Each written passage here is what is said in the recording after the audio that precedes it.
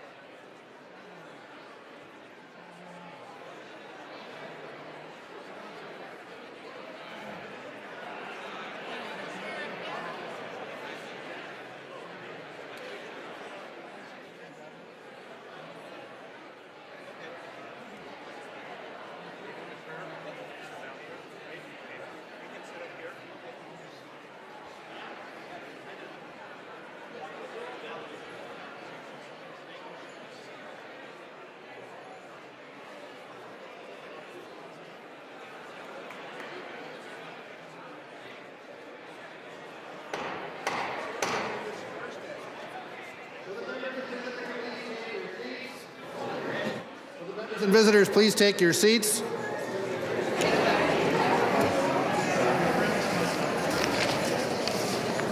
Will the members and visitors please rise? The prayer today will be offered by Leon Valere, Lac du Flambeau Band of Lake Superior Chippewa Indians. Good morning, everyone. I'll use this language before I use our first language today. And in doing so, I'd like to frame my speech in a way that we can all put our hearts and minds together. My first expression will be one of gratitude for this wonderful day that we have and this opportunity to be together and all of the things that we enjoy in our everyday lives. The wonderful resources of this state, this clean air, clean water, the ability to hunt, fish, and gather. And also, as we assemble today, that we may collectively remember all people, all residents of the state, all people of the United States, and all people of the world. Because as we're well aware, we have lots of relatives that are struggling today. And today, as I use this other language, I'll be making requests on behalf of all of our relatives so that they may also be granted everything good in the days to come. Most importantly, our children and those who are unborn, that they may inherit a beautiful world, one free of racism, one free of hate, one free of war, and one of peace and happiness. So I humbly ask your forgiveness and ask your kind patience as I use our other language here briefly today.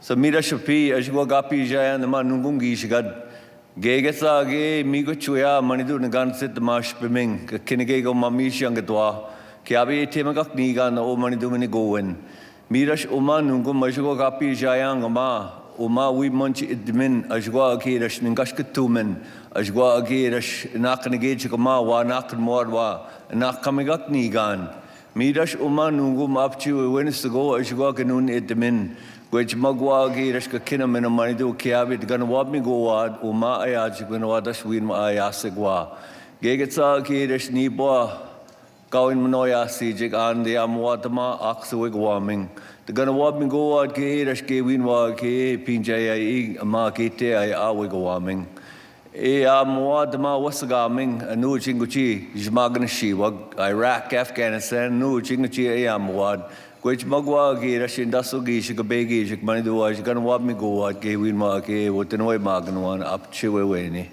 Mige gets a Girish Anand, Abatu Nawa, no much Mishkikin Sun, Manoa, much Minquawan, Gawin Wagi to adopt more the O, Minobi Marzi, when Mashkauzio, Mino Ayawa Nigan.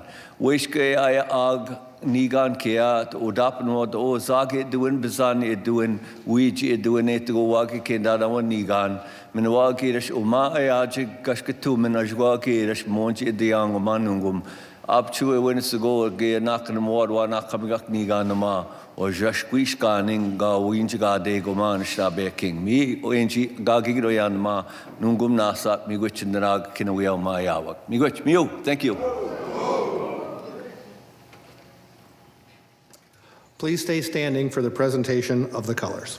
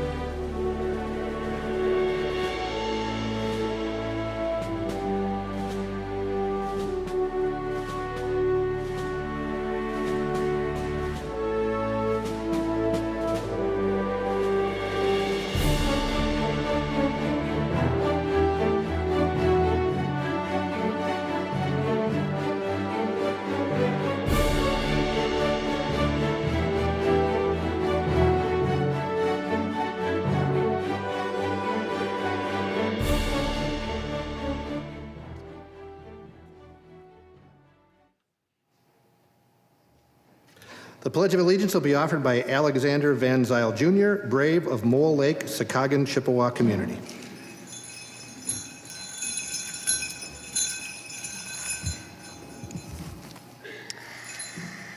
Bonjour, Anine.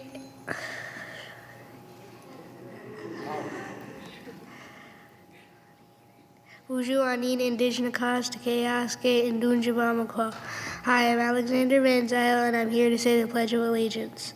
I pledge allegiance to the flag of the United States of America and to the republic for which it stands, one nation, under God, indivisible, with liberty and justice for all. Well done.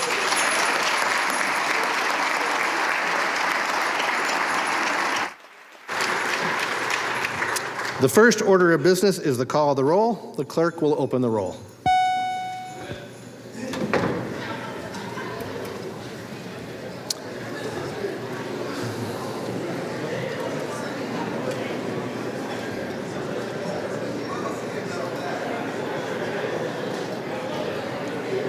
Have all members recorded their presence? If so, the clerk will close the roll. There are 94 members present. A quorum is present. Lady from the 78th. Thank you, Mr. Speaker. I rise to request a temporary leave of absence for the gentlelady from the 12th District. Lady from the 78th, ask unanimous consent for a temporary leave of absence for the lady from the 12th. Is there any objection? Hearing none, it is so ordered. Gentleman from the 67th. I ask unanimous consent for a leave of absence from the gentlelady from the 21st, gentlelady from the 22nd, gentleman from the 89th, and a temporary leave for the gentleman from the 51st. Gentleman from the 67th, ask unanimous consent for a leave for the balance of the day for the ladies from the 21st and 22nd, the gentleman from the 89th, and a temporary leave for the gentleman from the 51st. Is there any objection? Hearing none, it is so ordered. Just two quick orders of business. First of all, any members who are here, please silence your cell phones. Second, if any members are here, I would ask to put those phones away so we are paying attention to the folks who are actually addressing us today. We are incredibly lucky that while today is not a joint convention, we are joined by members of the State Senate, the Executive Branch, and the State Supreme Court. Let's give them all a warm welcome. Thank you for being here today.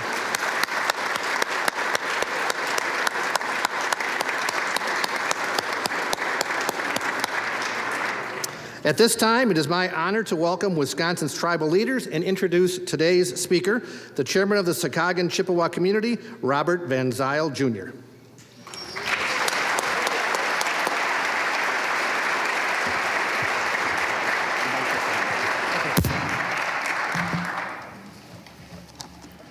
Good afternoon. Gonna find a page and get started. Bonjour, which means greeting in Ojibwe language. As Native people, we walk in two worlds. One reflective of modern life and one based on ancient tradition and culture. Where most people have one name, Ojibwe people have two. One based on ancient tradition and culture, mine being Gijibahanakwut. In the Ojibwe language, and one being reflective of modern life, mine being Robert Van Zyl. I'm honored to stand before all of you today as chairman of the Sakagan Chippewa Community Mole Lake Band of Lake Superior. The Sakagan community resides in the town of Nashville in what's known as Forest County, Wisconsin. The reservation is southwest of the city of Crandon, nestled among Rice Lake, Mole Lake, and about 500 tribal members live on the reservation. And an additional 1,000 members live off the reservation.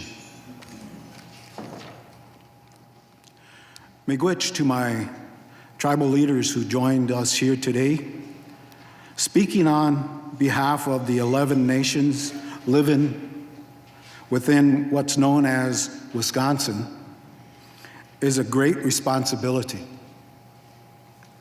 For those tribal leaders in attendance, I would be honored if you would stand and be recognized when I say your name. Bad River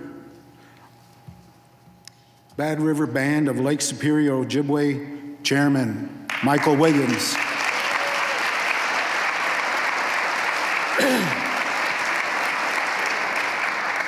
Forest County Potawatomi Chairman James Crawford.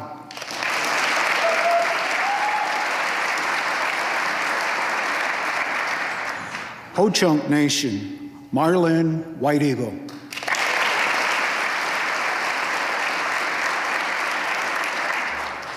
Lakota Rally Band of Lake Superior Chippewa Vice Chairwoman Lorraine Gouget.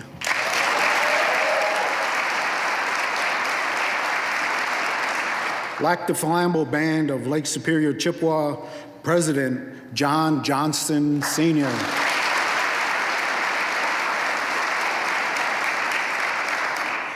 Menominee Indian Tribe of Wisconsin Chairwoman Gina Kakak.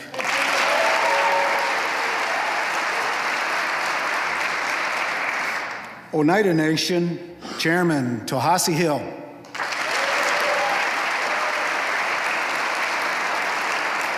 Red Cliff Band of Lake Superior Chippewa Chairman Christopher Boyd.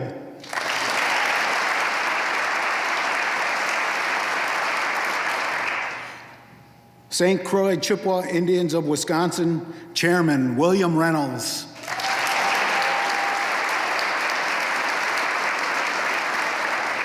Stockbridge Muncie Community Band of Mohican Indians, President Shannon Halsey.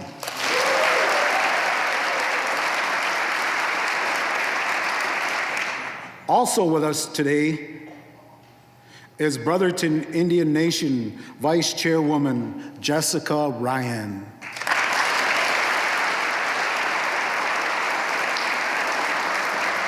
Where are you hiding at, Jessica? There you are.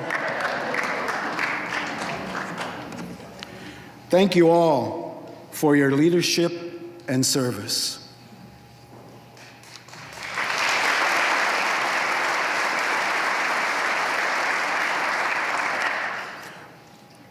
I would like to thank my tribal council for being here today. Please stand to be recognized. Stand up.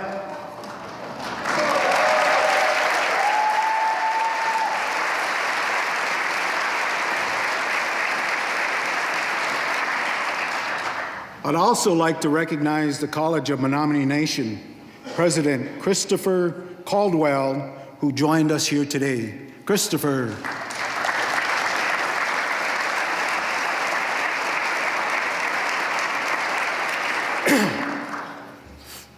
Excuse me, I'm a little nervous. Miigwech means thank you to Assembly Speaker Robin Voss for the invitation to address this chamber. The decisions made in this state legislature have tremendous impact on our tribal nations, and our nations have tremendous impact on the state, which is why it's important for our nation and legislative leaders engage in meaningful consultation beyond this day and throughout the year. To that end, one of the most important parts of our relationship with state government is participating in state legislative process. I am referring specifically to the Legislative Council Study Committee on State Tribal Relations.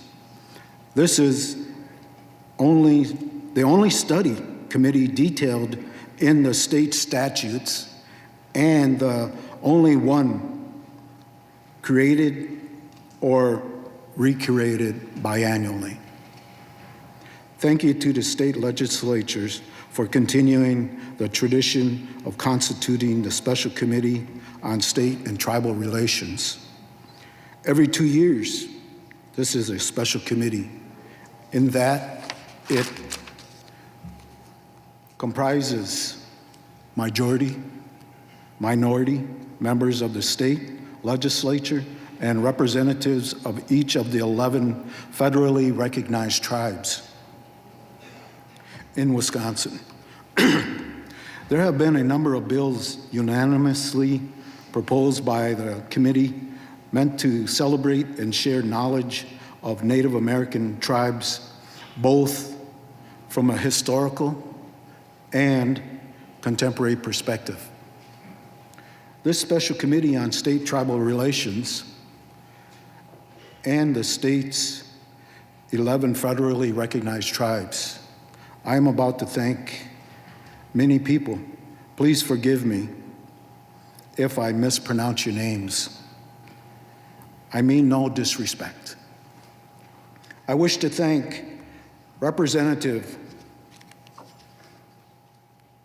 Jeff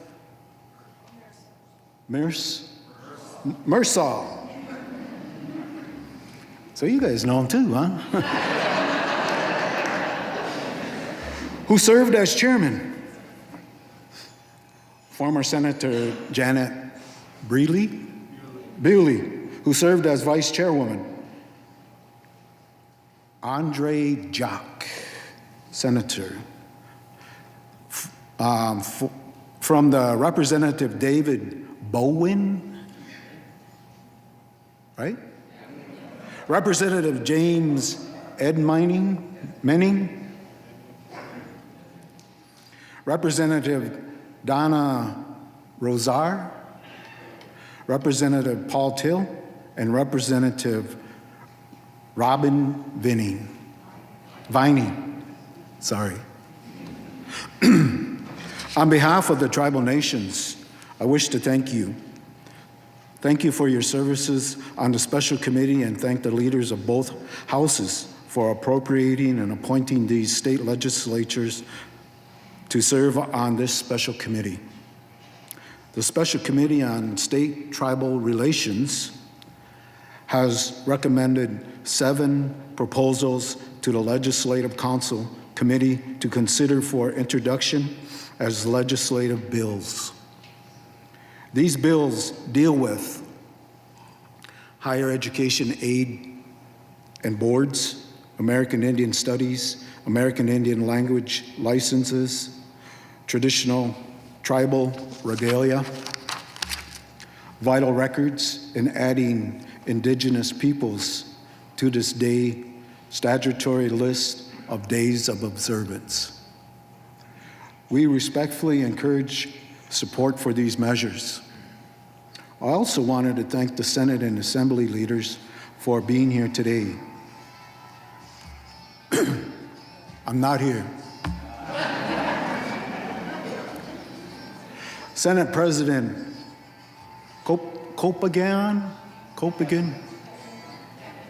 Capagan, sorry. Senator Majority Leader Divine Lemire, Senator Minority Leader Melissa Agar, Assembly Majority Leader Tyler August, and Assembly Minority Leader Greta Neubauer, and Neubauer. All right. And thank you to the Senator Patrick Tessin, President of Pro Tem of the Senate for his recent support of cannabis bill.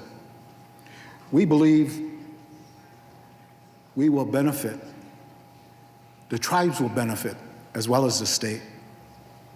Thank you to the Supreme Court Justices who are here today. Honorable Supreme Court Justice Annette Kingsland Ziegler, Justice Ann Walsh Bradley, Justice Rebecca Grassley Bradley, Justice Rebecca Frank Dallett, Justice Brian Hagedorn, Justice Jill J. Korzowski. Is that pretty close? Justice Patience Drake Roggensack.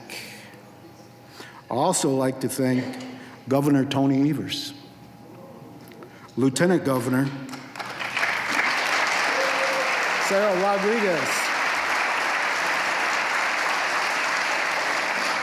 Attorney General Josh Call, and Superintendent of Public Instructions Dr. Jill Underly.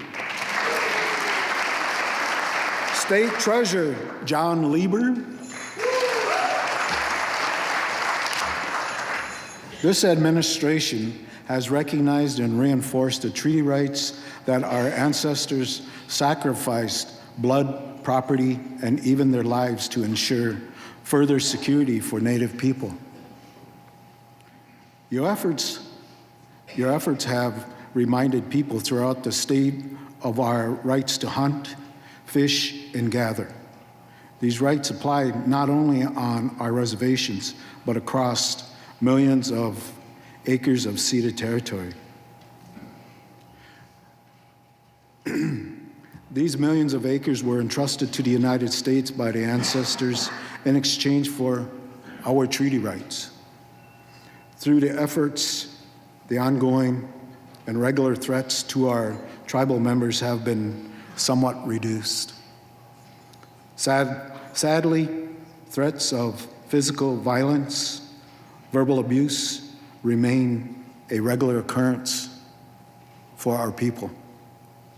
Finally, before I get into the heart of the state of the address, I would also like to recognize all of the tribal elders, youth, ancestors, veterans, cultural leaders, tribal members, employees, and staff.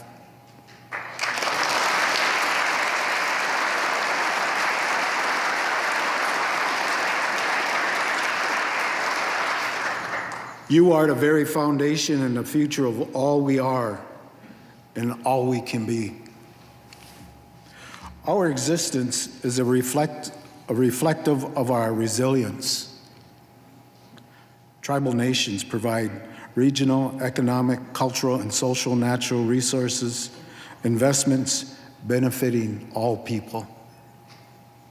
Tribal members are both U.S. citizens and members of their own sovereign nation. We cherish tradition. We take pride in our tribal nations, and we love our country.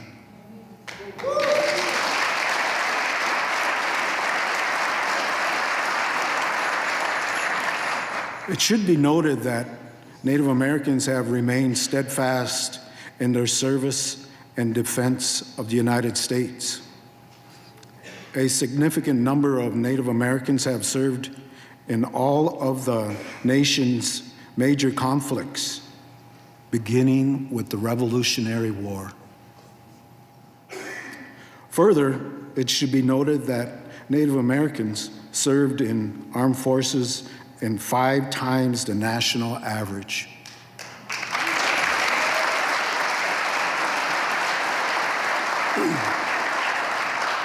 And Native Americans have the highest per capita involvement of any population to serve in the U.S. military.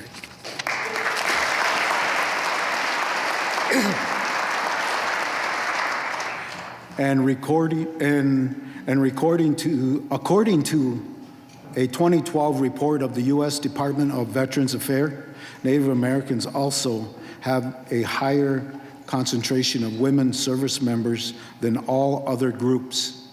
Nearly 20% of American Indians and Alaskan Natives serving in the military were women.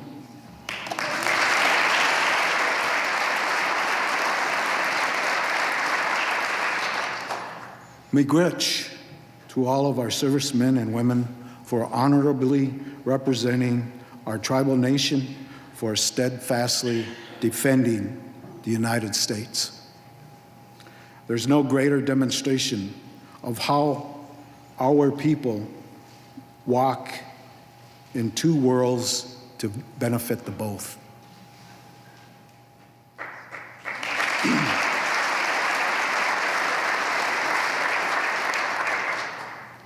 My goal today is to bring greater awareness to challenges impacting Native and non-Native communities statewide. Through this shared experience, we all have an opportunity to work together to get things done. Many of you in this room are working on your budgets and your proposals.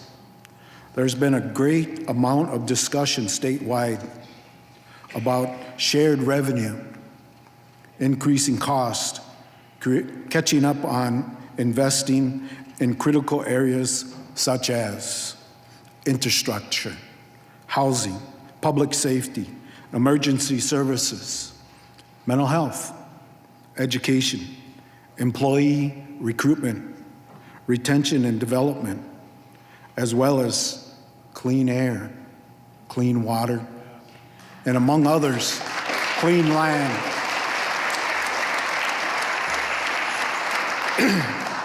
Every budget cycle, there's an opportunity for local, county, and state and tribal governments to collaborate on critical services and investments to bring greater efficiency and effectiveness in delivery of those services.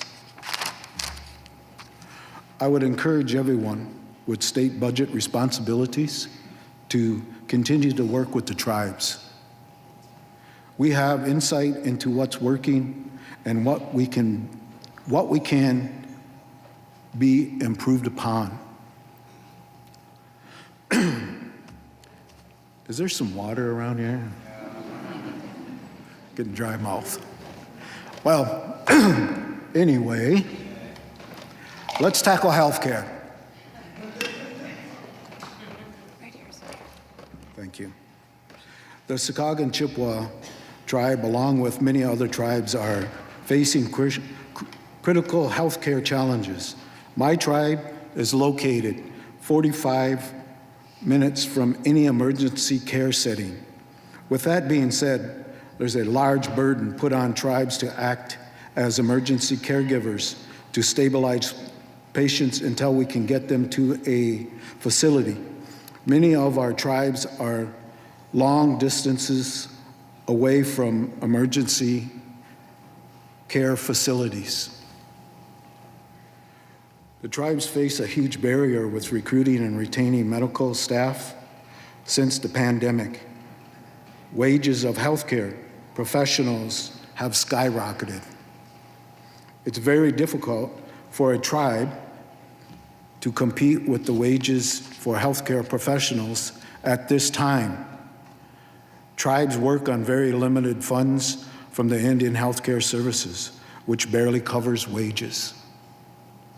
Wage pressure and difficulty recruiting medical talent, rural areas are really hurting and hindering quality care for patient care. So, how can the state help?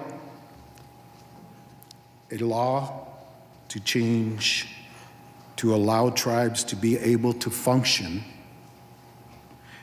with nurse practitioners without physicians' supervision would be very helpful in delivering quality health care.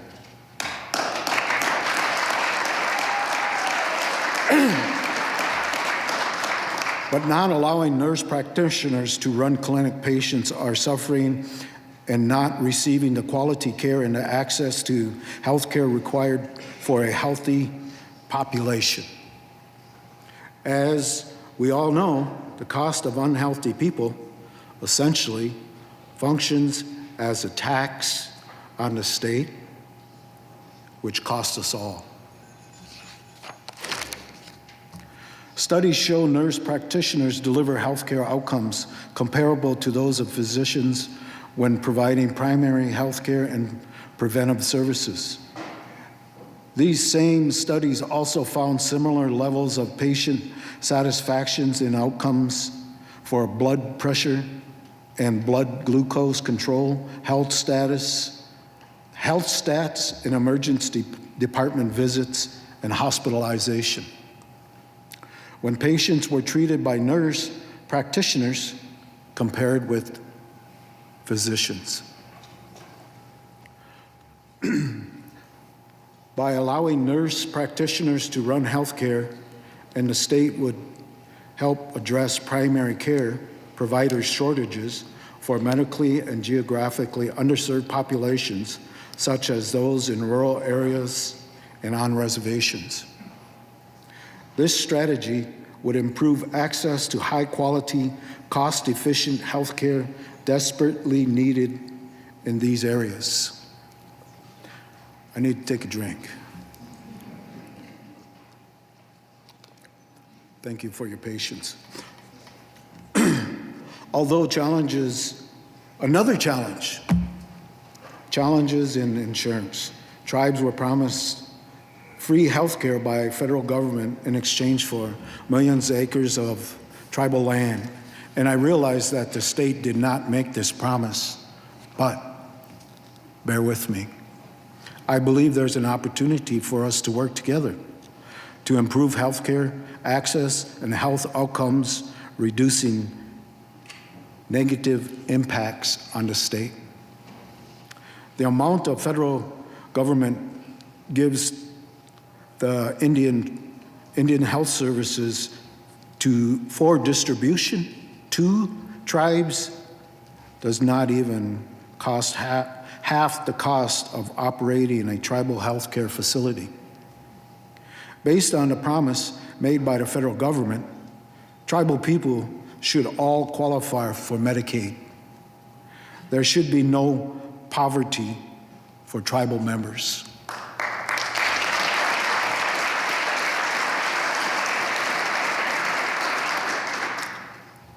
Okay, so where's the opportunity for us to work together? To find a solution that benefits tribes in Wisconsin, and the state of Wisconsin, I should say. Wisconsin Medicaid is a joint and federal and state program that provides high-quality care, coverage, long-term care, and other services to and other services to over 1 million Wisconsin residents. Since Wisconsin Medicaid is jointly funded by the federal government and the state, it seems there's an opportunity for states to join tribes in making the case to the federal government that it has not delivered on its promise of health care for tribal members. Consider what the savings could be to the state if the federal government fully funded tribal health care. That's an interesting outcome that I believe would result in significant savings, improve population health, and improve the state's finances. Significant parts of achieving a health population statewide also requires ongoing attention and investment in mental health. Mental health care, untreated mental health challenges contribute to substance abuse, homelessness, unemployment, to name a few areas that negatively impact all communities. There's no question investment in mental health services accessibility will positively impact all of our communities.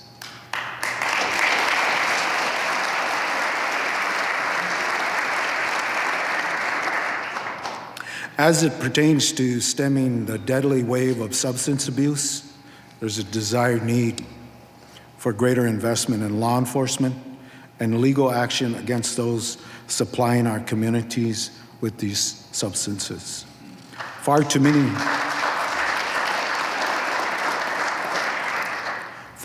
families have experienced loss of loved ones.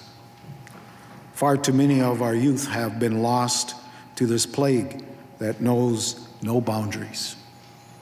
Drugs don't discriminate by race, household, or even geography. The opioid epidemic is ravaging communities statewide and taxing the system to manage this plague on society. We need to work together across all aspects of emergency services: treatment, law enforcement, prosecution, and judiciary to win this fight.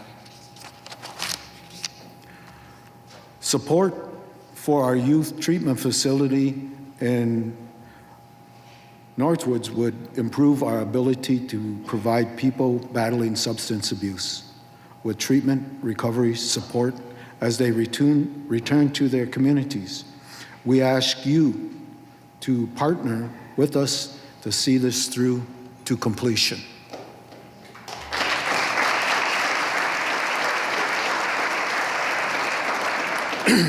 All 11 tribes have already contributed funds for this purchase of property to locate a treatment facility in the town of Casson. I think I messed that one up. Oh well. It's a treatment facility for adolescents, and we're trying to work through this. We need the state's help and assistance to make this happen. We, how you say, the 11 tribes, we ponied up cash, money to make this happen. So we're doing our part. We need your help.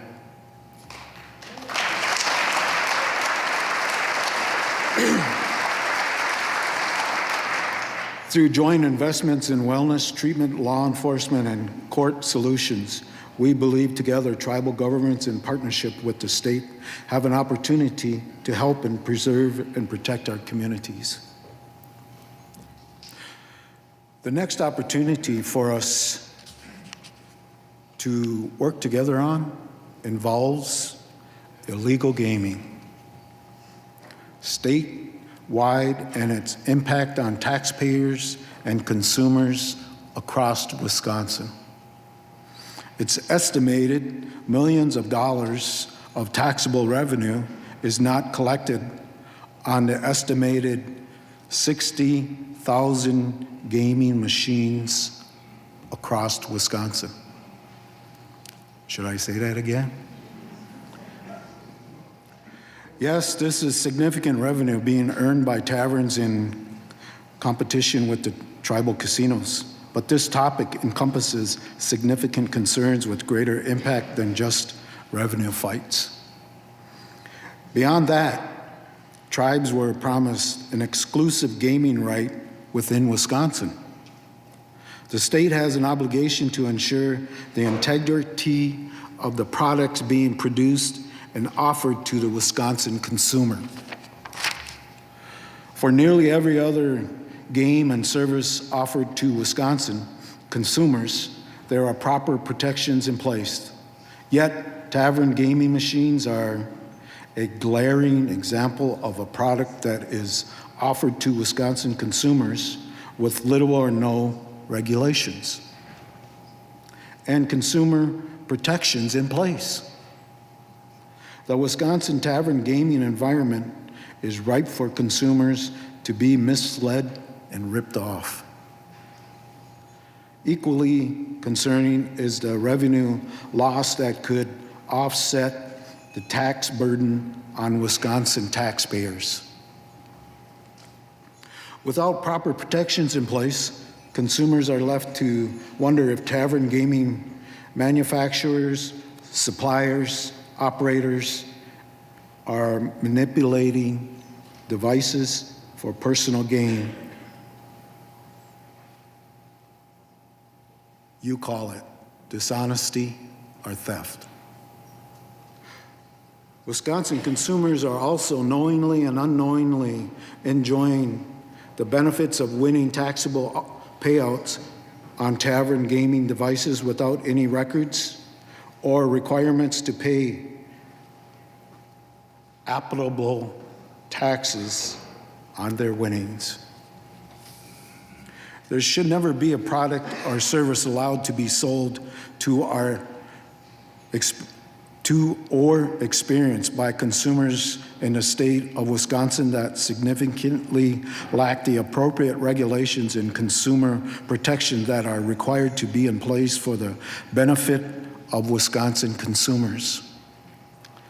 The state of Wisconsin has a significant responsibility to either eliminate illegal tavern gaming environment or significantly and formally address the glaring lack of regulatory oversight and consumer protection that currently exists in the tavern gaming environment. Not to act on either of these options deprive the state of valuable revenue and ability to provide tax relief to its citizens. Furthermore, it exposes those same citizens to an unregulated gaming and potentially ill-gotten gains from hard-working men and women of Wisconsin. Beyond getting the grasp on lost revenue from illegal gaming and providing consumer protection, there's another opportunity for the state and the tribes to collaborate on casino revenues for greater impact on tribal communities. We are aware that every tribe, as well as the state, benefit from tribal casino revenue. Each of our tribes has casinos. Depending on the location, casino revenues vary drastically. For most of us, revenue from gaming goes to help our members meet basic needs: health, housing, heating, education, and more.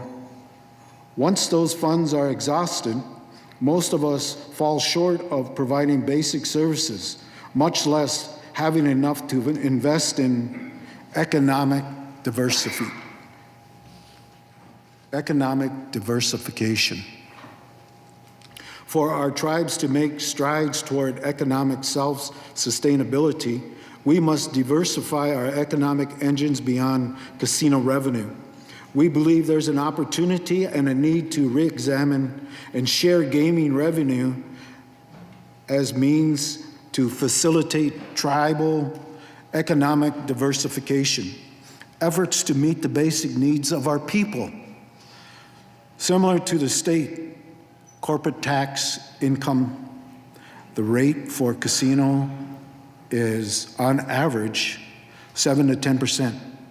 The total amount contributed by tribes annually has averaged about $60 million. About half of that amount goes into general purpose revenue, and the other half gets appropriated between state programs and tribal programs. Of the funds appropriated, about 60% go to state programs and 40% to the tribal programs. About $12 million of those dollars provides funding for 25 to 30 separate tribal programs.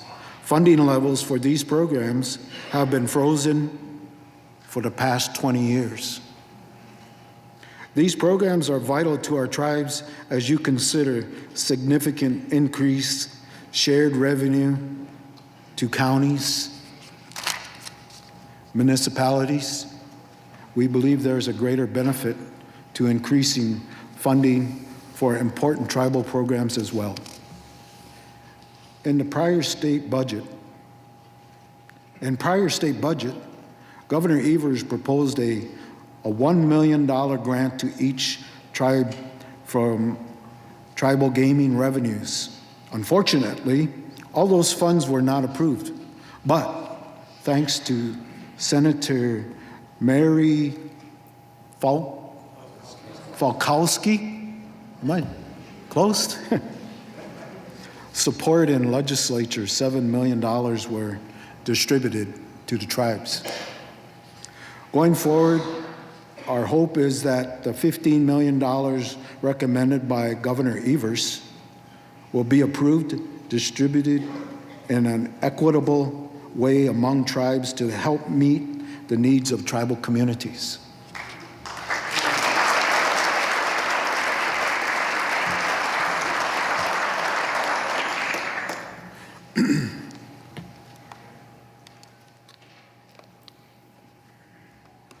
Switching gears, the environment.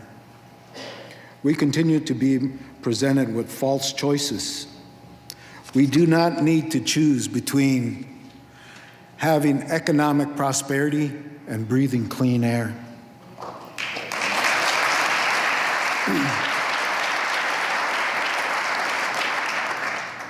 Clean drinking water and cultivating uncontaminated land.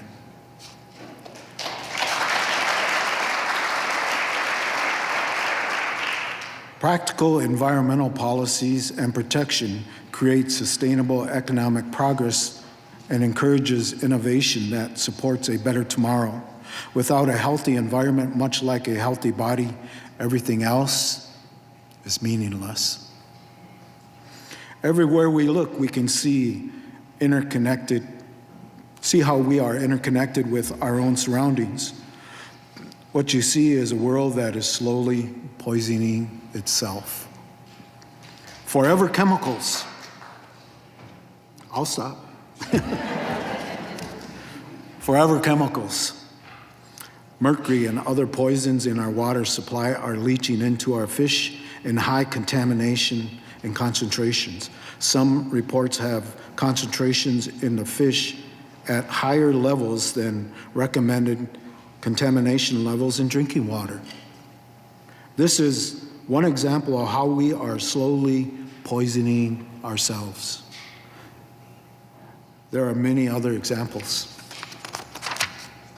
A recent study from Duke University Environmental Working Group researchers found large concentrations of forever chemicals in fresh water fish sampled nationwide by the EPA from a 2013 to 2015, with the highest levels found in the Great Lakes. If all consumption advisories incorporated EPA's latest health guidance, the study found nearly all sampled fish would be considered unsafe to eat.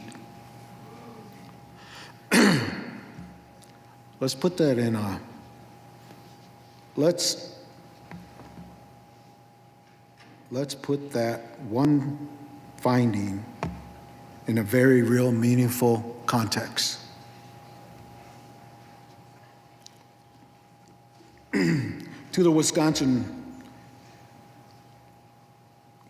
tradition, all Wisconsinites enjoy. Beloved Wisconsin Friday fish fry might just require a Mr. Yuck sign sticker to prevent people from poisoning themselves. That's the reality. If poisoning ourselves isn't motivation enough for us to produce effective environmental policies, look no further than the value of most people's greatest financial investment, their home. What is the value of a home with no water supply, a poison well, or surface water source makes the home value zero? I would argue the value is less than zero because the health of the homeowners and their families consuming forever chemicals, for example, costs more money. It costs them their health and a peace of mind. With this in mind, I would encourage the state to work with tribes who, for hundreds of years, have lived close to the land, are experienced protecting and preserving our environment would be a valuable source in designing forward-looking policies to ensure all the economic values generated with Wisconsin is built on solid ground for generations. There are many examples of collaboration among tribes and the state, and there could be many more. One example involves the tribe's work with the Wisconsin DNR tribal fish hatcheries, supply hundreds of thousands of walleyes and muskie, to restock lakes, both on-reservation and off-reservation lakes, for all to enjoy. As great as our historic collaboration is on producing fish, I would ask you to consider this question. Does those fish then contribute to the food supply? And even drive tourism dollars to the state economy? If the water is contaminated, fish absorb the toxins, and then no one can eat the poisoned fish. More collaboration certainly is required to ensure our economy is built on sustainable ground. Right now, Enbridge Energy continues to poison our environment and fight for ongoing rights to do so by running Line 5 through the areas that impact those living in and around the Bad River Reservation. Alarmingly, Line 5 has a long history of unleashing environmental damages, according to studies in the last 50 years. The pipeline has 29 spills, releasing a total of 1.1 million gallons of toxic oil into the environment.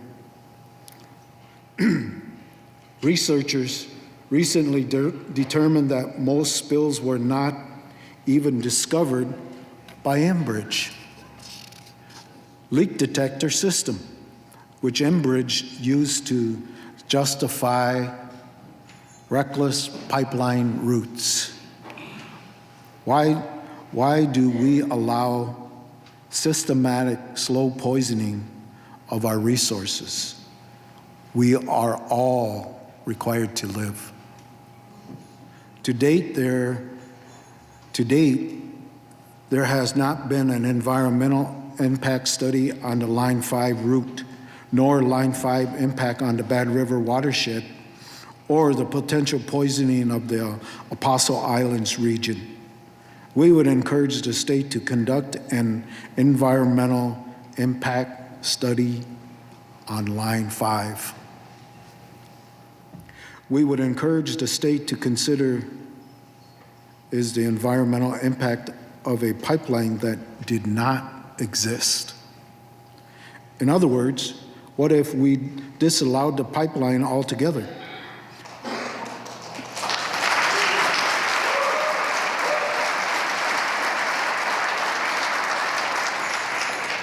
What would be the potential environmental impact to Lake Superior, which is part of the Great Lakes, which contains 20% of the world's fresh water supply?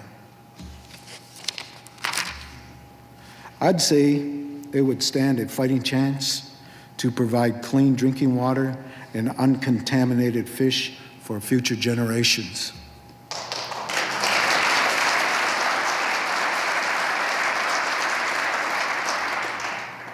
One final note on the environment.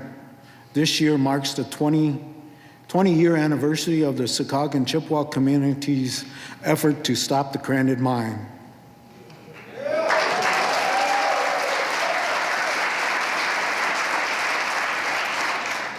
With that in mind, I would offer a word of caution to all who value clean water, clean air, clean land.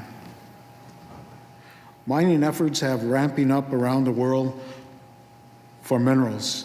By some estimates, the levels of minerals required to meet global demands will increase mining activities by 3 to 5 times the current amount of mineral production. Those same estimates indicate the current number of mines worldwide will not be capable of meeting global demands.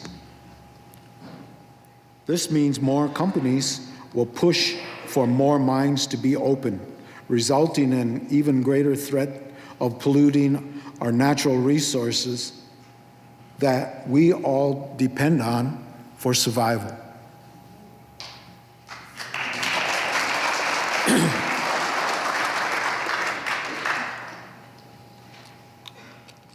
And as much as our health depends on our ability to consume uncontaminated resources, the activity of mining companies also threaten our economic prosperity.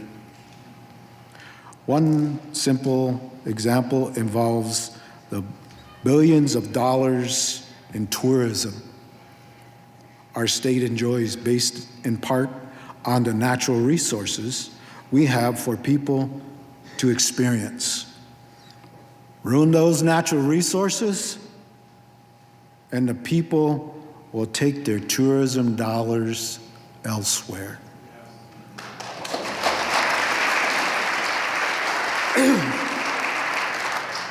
Now let's take a look at education in our schools. There continues to be an ongoing need for greater understanding of our culture to lessen the ugly side of human nature when ignorance opens the door to discrimination. An important state law that grew out of the dark periods for tribal people was the passage of the Wisconsin Indian Education Act, or better known as Act 31.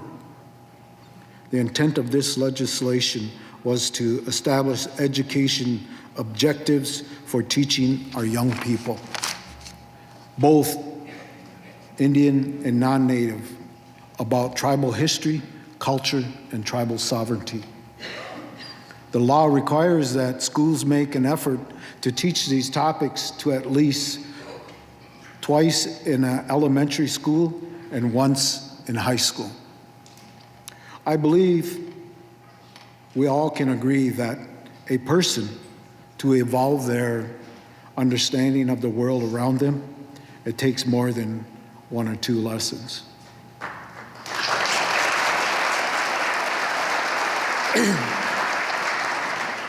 Act 31 has been followed closely by some school districts and school teachers. Unfortunately, in many districts, we do not think the goal of the legislation has been adequately met.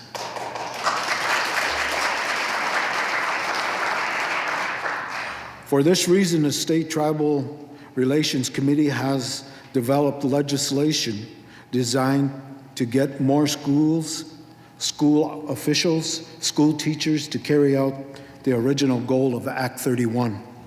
We hope this legislation will support these bills coming before you this session. Sticking with education, with the focus we believe the state education system remains strong overall, but there remains a black cloud hanging over it: the use of Indian names, mascots, and logos. Many school districts have already made what we think is the right decision to phase out the use of these mascots and logos over a period of time.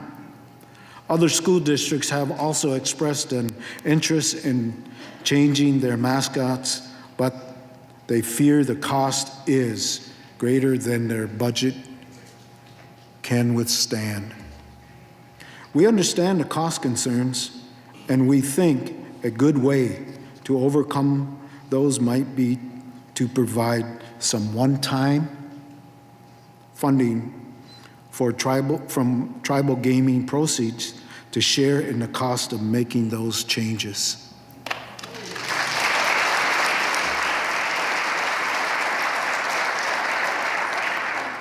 There may be other reasons why a school might not want to make those changes, but at the very least, let's remove cost hurdles to create a more inclusive, less offensive environment for all children to learn.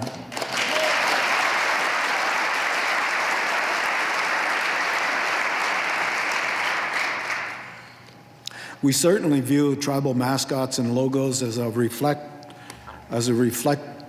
reflecting of a lack of understanding, respect, and dignity. We also believe a lack of respect and dignity plays a significant role in the epidemic of impacting tribal women and girls. The Missing Murdered Indigenous Women's and Relatives, or MMIWR crisis, affects everyone in our state, regardless of age, race, or political party.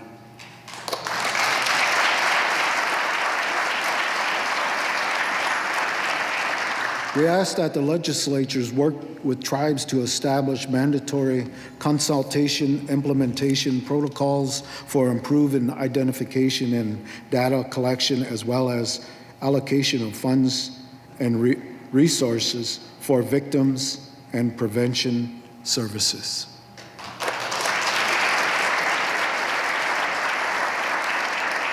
In addition, we ask this legislature to approve Governor Evers' proposal to create a state office dedicated to combating violence against Indigenous people.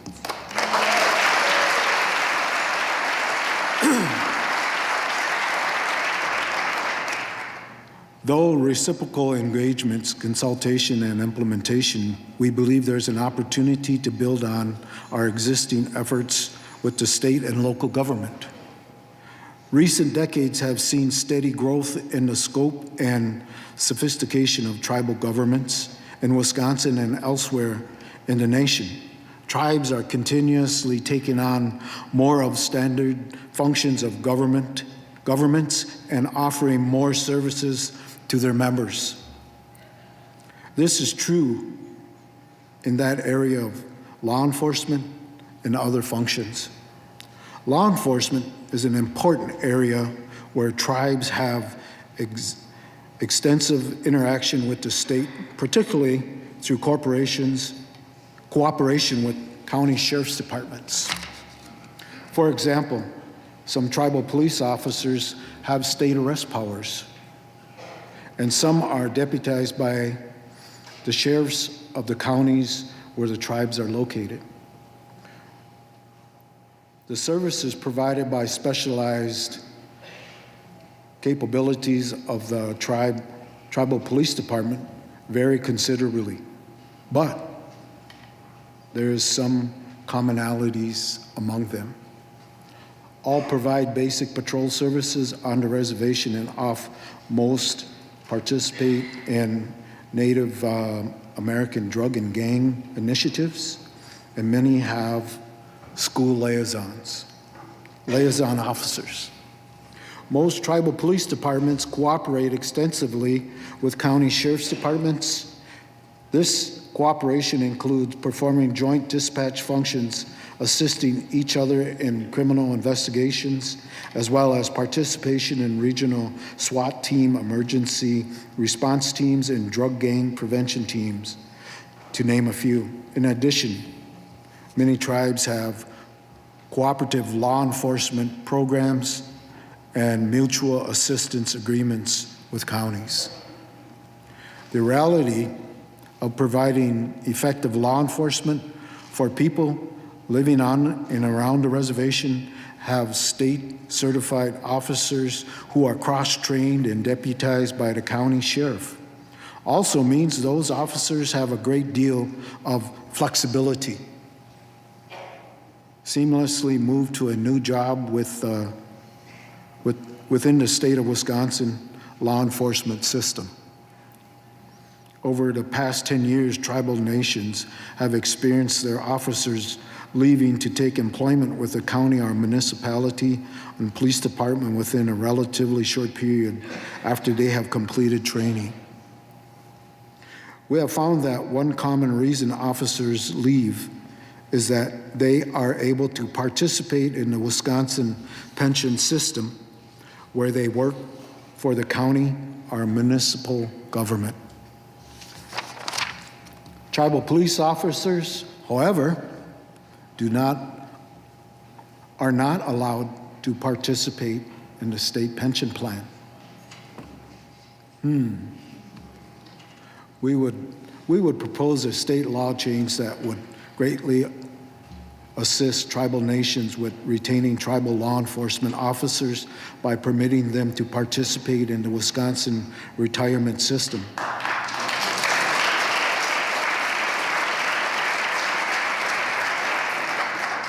This proposed change would allow tribal law enforcement departments to have a similar retirement benefit.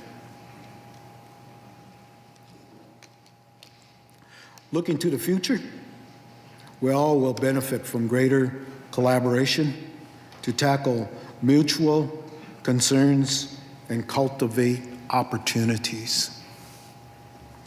Tribes have a unique relationship and a long history of interacting with federal government. But the reality is that we are much closer neighbors to the state. We are literally neighbors of municipalities, counties that comprise each state. As United States citizens and members of our respected tribal nations, we walk in two worlds. Because those worlds often overlap in many cases, tribes have sought and varying degrees have received the authority to become the delivery agents of state services for the residents of their reservations. This presents an opportunity and an obligation to work together to improve efficient and effective delivery of services, equitable investments in all of our communities. We believe through greater collaboration, we can achieve greater levels of mutual benefit for all who calls Wisconsin home. Thank you. Miigwech.